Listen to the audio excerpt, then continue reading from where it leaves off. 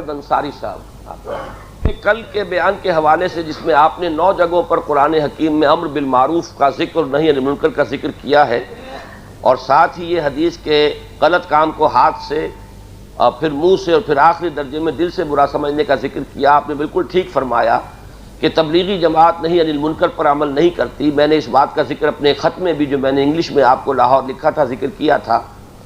ہمارے دفتر میں بہت سے غلط کام ہوتے ہیں اور قومی دولت کا بے رحمانہ مرسی لیسلی طریقے سے خرچ ہوتا ہے، اور کمائی ایک ڈھیلے کی بھی نہیں، خون بہت کھولتا ہے۔ میں نے اس سلسلے میں ایک بزرگ جناب حفیظ اللہ صاحب، ڈاکٹر حفیظ اللہ صاحب سکھر میں، شاید آپ جانتے ہیں، ان سے ذکر کیا، اور اس حدیث کے حوالے سے بھی جو کہ اوپر ذکر کی گئی، انہوں نے فرمایا کہ اگر نقصان پہنچنے کا خطرہ ہو تو ایسا مت کریں، یعنی برائی سے روکنے کا نہ کہیں، بات وہاں کرنی چاہیے جہاں مانے جانے کی امید ہو۔ میں نے کہا کہ ایمان کی کسوٹی یہی نہیں ہے کہ آپ برے کام سے روکنے کے لیے خود ہمت پیدا کریں۔ قرآن حکیم میں ذکر ہے کہ بہت سے لوگ مل کر بھی کسی کو فائدہ نہیں پہنچا سکتے اور نہ ہی نقصان، جب تک اللہ تعالیٰ کا اذن نہ ہو، اور نتیجے کی بھی پرواہ نہیں کہ افسر بالا کیا نقصان پہنچاتے ہیں، کیونکہ یہ تو اللہ کے ہاتھ میں ہے۔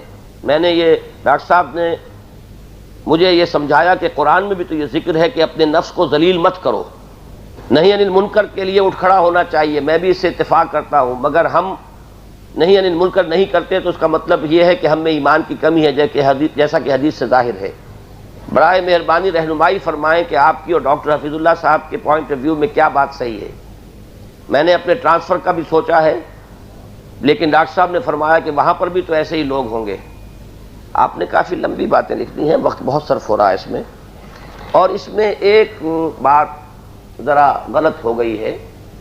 اسی شخص کا نام لے کر اور اب میں ان کی نفی کروں، وہ ایک محترم شخصیت ہے، میں ان سے واقف ہوں، اب وہ ایک کنٹروورسی جو ہے وہ پرسنل بن جائے گی۔ اگر آپ ان کا نام نہ لیتے، ایک بات کہتے، تو میں اس کے سلسلے میں اپنی رائے جو ہے وہ پیش کر دیتا۔ بہرحال میرے نزدیک یہ ہے کہ نہی عن المنکر ہر حال میں کرنی چاہیے، البتہ بالید کرنے کا مرحلہ وہ ہے کہ اس کے لیے پہلے قوت فراہم کرنی ہوگی۔ زبان سے تو ہر وقت کرنی چاہیے کہ یہ کام غلط کر رہے ہو، مت کرو، یہ کام صحیح نہیں ہے، یہ شریعت کے خلاف ہے، مت کرو۔ یہ تو میں سمجھتا ہوں کہ ایک شخص کے دین کا، ایمان کا تقاضا ہے، ورنہ خاموش رہنا اور دل میں نفرت کرنا، اس کے بارے میں دونوں حدیثیں میں کل سنا چکا ہوں کہ ذالک اضعف الایمان، یہ ایمان کا کمزور ترین درجہ ہے۔ اور دوسری حدیث یہ کہ لیس وراء ذالک من الایمان حبۃ خردل، اس کے بعد تو ایمان رائی کے دانے کے برابر بھی نہیں۔ تو بہرحال کسی بھی شخص کا قول جو ہے وہ محمد الرسول اللہ کے فرامین سے اونچا نہیں ہے۔ البتہ نہی عن المنکر بالید کی شرط یہ ہے کہ پہلے قوت پیدا کرو۔ ایک جگہ پر تو قوت آپ کو حاصل ہے، مثلا آپ اپنے گھر میں سربراہ ہیں، آپ کا بیٹا کوئی غلط کام کر رہا ہے، آپ طاقت سے روکیے اسے۔ اگر نہیں رکتا ہے اور مناسب طریقے پر آپ نے سمجھا لیا ہے، پھر بھی نہیں بات، نکال دیجیے اسے گھر سے، یہ اس کو آپ کو طاقت اس کی حاصل ہے۔ اپنے گھر کے آپ سربراہ ہیں، وہاں تو آپ کو اپنی طاقت کے ساتھ بھی نہی عن المنکر بالید کرنا ہے، لیکن اجتماعی میدان میں آ کر پہلے قوت فراہم کرنی ہوگی۔ اس کی مثال سادہ ترین سمجھ میں آ جائے گی اگر 2 منٹ میں آپ غور کریں کہ سب سے بڑا منکر جو مکے میں تھا وہ کیا تھا؟ بت پرستی۔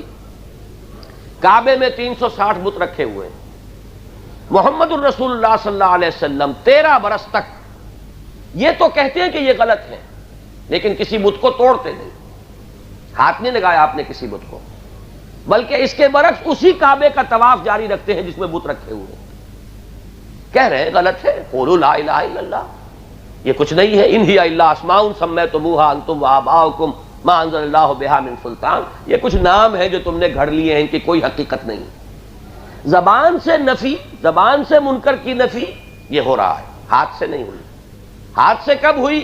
جب وہ صحابہ کرام کی جماعت تیار ہوئی، انہوں نے پھر جہاد کیا، پھر قتال کے مرحلے آئے، پھر فاتح کی حیثیت سے مکے میں داخل ہوئے، اب آپ نے ایک ایک بت کو توڑا۔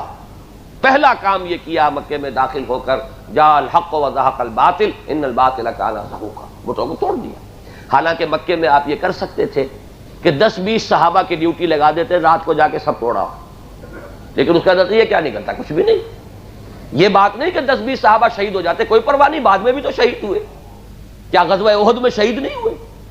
کیا وہ اس کنویں کے پاس جو ہے 70 صحابہ جو گئے تھے جو اصحاب صفہ میں سے، کیا انہیں شہید نہیں کر دیا گیا؟ ایک بچے تھے ان میں سے صرف. تو جان دینے کی بات نہیں تھی، جان مکے میں بھی دی جا سکتی تھی، لیکن نتیجہ پائیدار نہ ہوتا. اس لیے کہ آپ وہ توڑ دیجئے، 10-20 جانوں کی قربانی دے دیجئے، وہ پتھر ہی تراشنے ہیں نا، 4 دن کے اندر وہ دوبارہ تراش کے رکھ دیں گے وہاں پر، اس لیے کہ آپ کے پاس کوئی مستقل طاقت وہاں نہیں ہے. تو یہ ہے اصل میں سیرت النبی سے ہمارے سامنے کہ قولاً غلط بات کو غلط کہنا، یہ تو آپ کے ایمان کا تقاضا ہے. اس پر خاموشی آپ اختیار کریں گے، آپ کے اپنے دل کے اندر سے ایمان جو ہے وہ رخصت ہونا شروع ہو جائے گا، آپ کا ضمیر مرنا شروع ہو جائے گا، اور مصلحتیں جو ہیں پھر وہ مصلحتیں کبھی آپ کو اٹھنے نہیں دیں گی، زبان کھولنے نہیں دیں گی. لیکن یہ ہے کہ اس کے لیے جو اقدام ہے اور بالید کا مرحلہ ہے، اصل میں وہ ہے جس کے لیے یہ سارا پروسیس ہے کہ پہلے اس دعوت اور تربیت کے ذریعے سے ایک ایسی اجتماعی قوت فراہم کرو، وہ ان مراحل سے گزر کر اور ایک انقلاب لائے، پھر ان چیزوں کا جو ہے وہ خاتمہ کیا جائے.